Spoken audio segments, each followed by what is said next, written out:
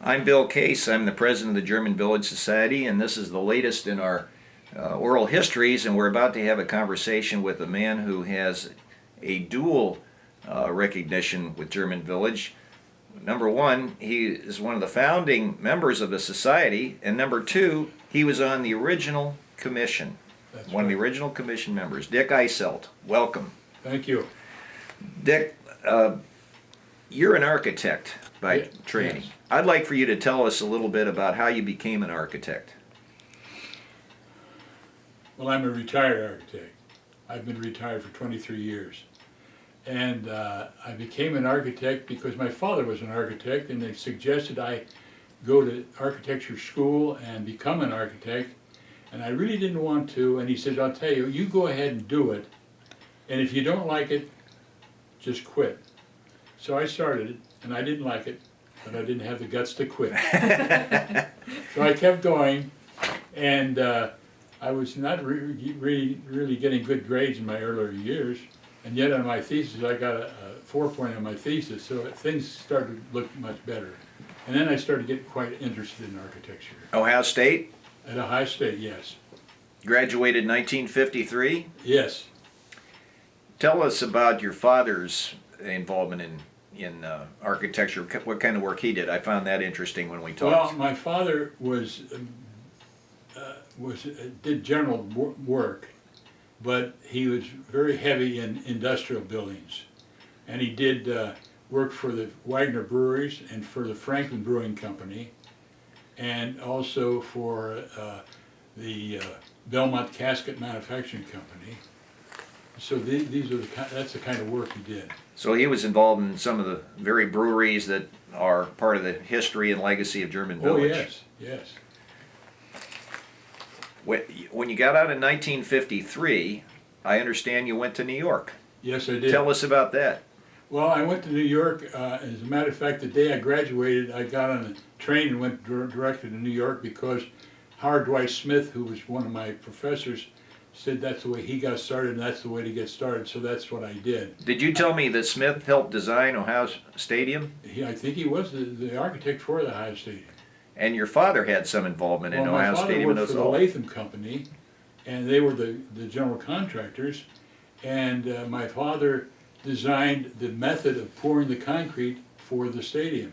And I think it probably was a slip form method, but they didn't get into it from that standpoint, but he helped out from that standpoint. So you get on the train at Union Station downtown and go to New York. Yes. Did you have any appointments or anything, or I you had no job. Okay. I went to the Architectural League of New York, which is sort of a club for the architects, and I took some drawings that I'd made for my father in his office. They liked what they saw, and they called a firm called Edelbaum and Webster on Madison Avenue, and they took me on right away. You didn't enjoy New York that much. No, I didn't. I went to New York to drink in some of the culture, but I didn't drink anything in but getting on the subway to go back and forth to work and getting my food and sleep, and that's about all I had time for. So I only lasted a couple months, and then I went back to Columbus. You didn't work for your father, though, right away. No, I didn't. I started to work for Frank Pickler in Columbus, and I worked for Frank for about a year, and Frank used to say, your father's an architect. He says, what's he doing, sending you over here to make mistakes here first? Perhaps some truth to that. Well, there might have been. It could have been. But in the end, you ended up working with your father. Yes, I did. Tell us about that. Well, I started to work with him, and then I was working for him for a couple months, I'd say. And then he said, well, we're going to have to change the name of this firm. And I said, okay. He said, we'll call it Henry Edward Eiselt and Son Architects. I said, no. I said, that's like you're running a plumbing company. I said, it's going to be Eiselt and Eiselt Architect. And he said, well, okay. So we put that on the door, and then I was at our office on the 4th floor in the Franklin Federal Building at Main and High Street. And we went from there, and then he, shortly after that, when I say that, maybe a year or so after that, he retired and I took over the entire firm. Your career in architecture kind of took an unexpected turn. Yes, when we had offices at Main and High, I had gotten married and I went to find a house, and I found a house on Cassidy Avenue in Bexley. And when I went in the place, the entire basement had been turned into an office for two guys that were in the contracting business, and it was just like an office downtown. And I, boy, this is good, because we can move our offices from Main and High into my house, which we did. And then when I was there was a restaurant down on Livingston Avenue called Burger Boy Drive-In Restaurant, and the owner was, McDonald's was coming to town, and they were going to start a new chain to compete with McDonald's.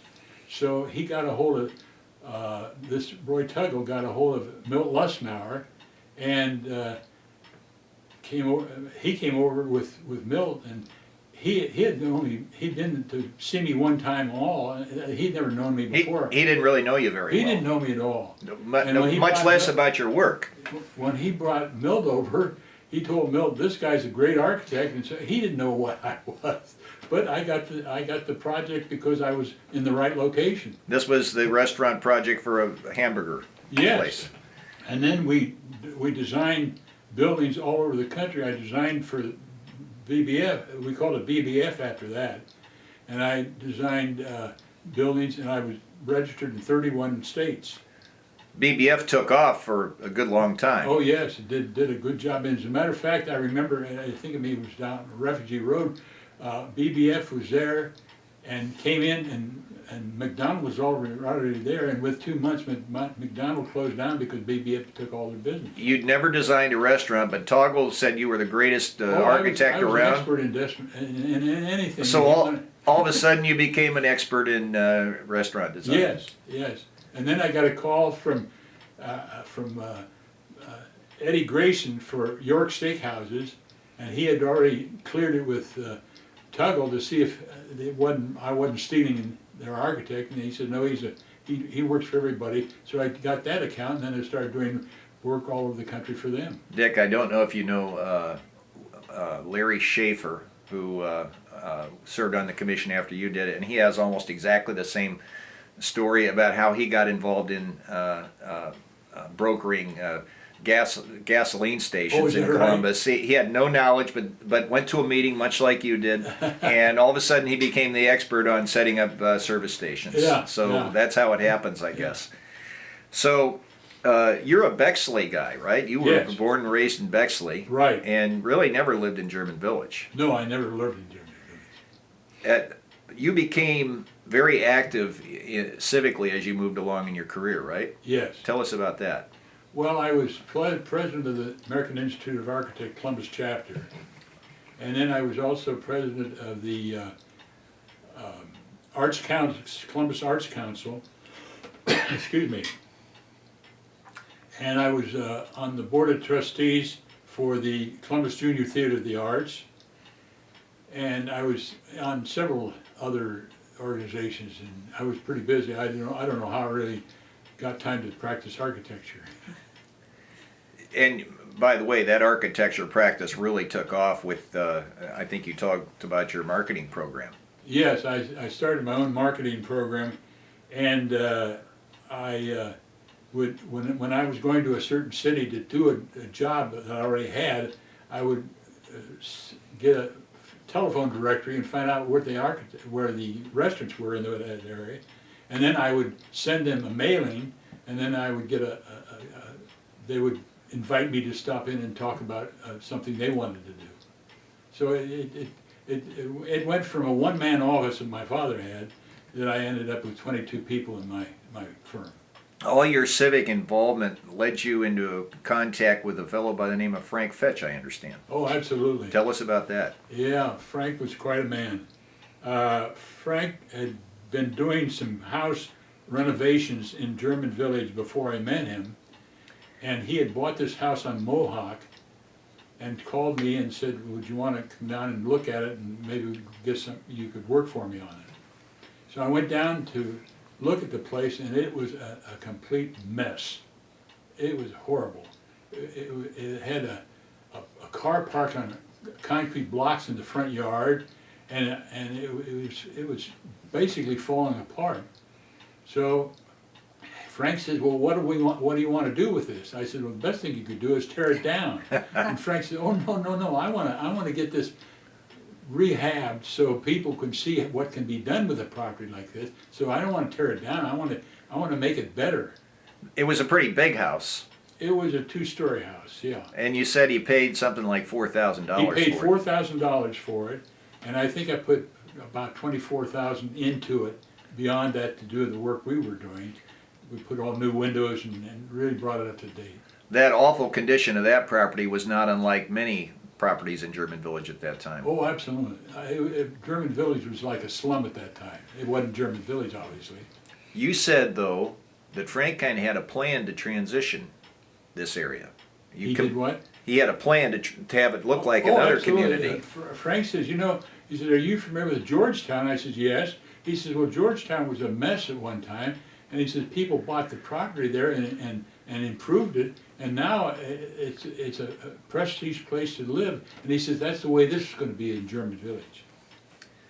Then from there, you became involved in drafting the first legislation, the first ordinance that really set up the German Village Commission. Yes. Tell us about that. Well, I knew John Young. John Young was a city attorney, and John called me and said we want to get together and get this ordinance done and submit it to the mayor and so forth. And I did with John. We worked on it and got a thing through and gave it to the mayor, and it was adopted. And so this is the first time that legislatively such things as slate roofs and brick architecture began to be protected by legislation. Oh, absolutely. You could not tear down a house in German Village after this came into effect. It was not possible. You got the house and you rehabbed it, but you couldn't tear it down. I asked you how long that process took, and you said you didn't think it took that long. You mean to draft it? No, it didn't. I think we worked for about a week or so on it. Then, after that legislation was approved by City Council, you got a telephone call from the mayor. Yes, I did. I got a telephone call, and he wanted to place me on the commission, and he said, "Want to know if I accepted," which I did, and that's what kicked it off. The mayor at that time was Mayor Westlake. Yeah, Austin Westlake. Did you have any prior involvement with him, or? I didn't. I just knew he was mayor. That's all I knew. So, lo and behold, now you're on the very first German Village Commission. That's right. Which, as we sit here today in 2013, was almost exactly 50 years ago. Yes. Where did you meet at first? Where were your first meetings? I think you said it was City Hall? It was a City Hall. Okay. Yes, yes. And you were, as is true now, there were certain spots on the commission reserved for professional people who would have some knowledge of things. Yes. And you were one of those. Yeah, well, it was necessary that one of the members on the commission be an architect, so I was the one they picked. I asked you, we have the names of some of the original people that were on the commission, and I mentioned Professor Tilley, and who is listed, and you don't have any specific recollection of Professor Tilley except one. No, the only one I have is he was my professor at the university, at the Ohio State University School of Architecture. But I think he probably came on after I left the commission. You do remember Mr. Kenny, who's listed? Yes, I do.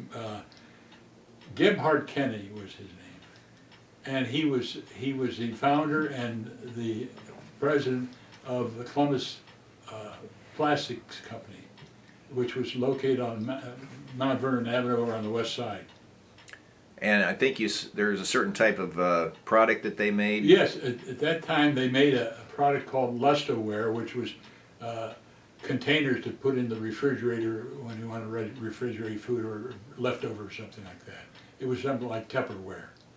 You also remember the first chairman, Fritz Kaiser. Yeah, yeah. Tell us about him. Well, I first met Fritz Kaiser back when I was in my office at Main and High. And I was quite young. I used to go out and visit my father at the office, and I knew him for a long period of time. But that's how I knew him. And he was from Germany, and he spoke very broken English. And so that's about all I can tell you.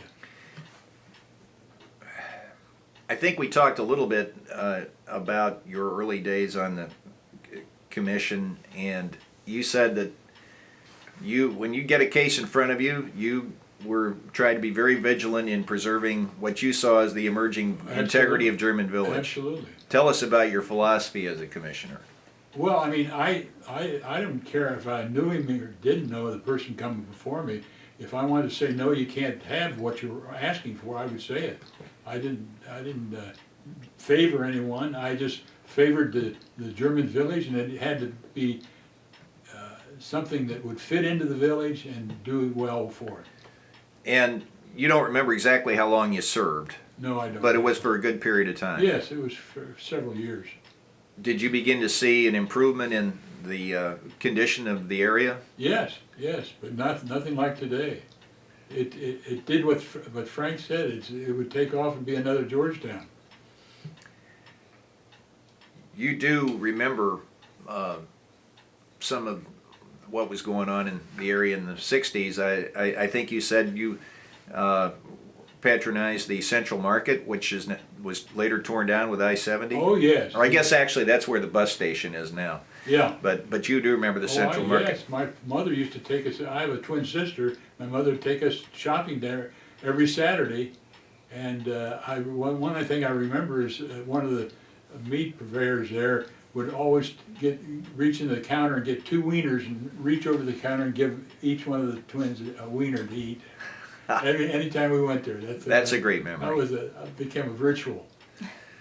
Now another place that folks who are new to the area may not remember, they know it as the Barcelona restaurant, but you may have known it as Dipoles. Oh, yes. Tell us about Dipoles. You have a connection with Dipoles. Well, yes, I have a connection. I have an uncle, or had an uncle, who played the banjo down at Dipoles, and I don't remember the lady's name, but that was also Esther? Esther, that's what his name. Right.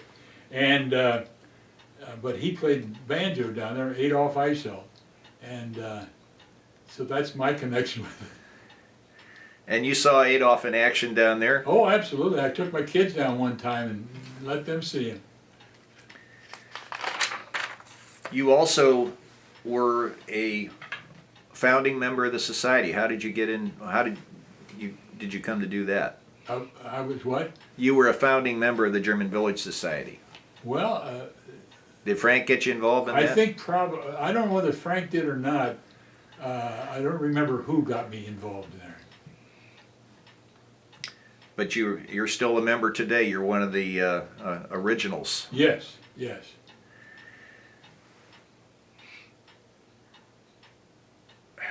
Let's see. We can edit this later, so I'm just trying to see what if anything I've missed. About the Manticore, maybe? Or? Yeah. You were also a Manticore member. Yes, I was. My father was a member, and then I later became a member also. Well, Eiselt's a good German name. Oh, yes, absolutely. You said you weren't a singer, though. No, I can't sing. You were an eater. I was an eater and drinker. Did you ever do any work yourself in the village, other than the 2 homes for? You said there was a second home you did for Frank after the first. Yes, one. Frank called me and wanted to have a house built for himself, and he said he wanted to have a garage on the first floor and then living space above it, and it was right across from the other one on Mohawk, and so I developed that for him. You realize that today that would never be approved by the present commission. They require. Maybe it's so beautiful, it probably maybe. Right, that's right. Well, that's what I think all the applicants say when they come in front of the commission. Now, my wife Lisa Case is with us doing the video today, and she's on the current commission, and she can speak for the commission if need be on that. Well, let me ask you this, Dick. Looking back on your contribution to German Village and the German Village Society. What makes you proudest of your involvement? Well, I feel fortunate that I had the opportunity, for one thing, because it was a great opportunity to be offered that, and by accepting it, you see what came of it. It's a great place, and we're trying to preserve the memories, and I'm glad you could share them with us. Well, thank you. And thank you very much, and we enjoyed speaking to you very much. You're welcome.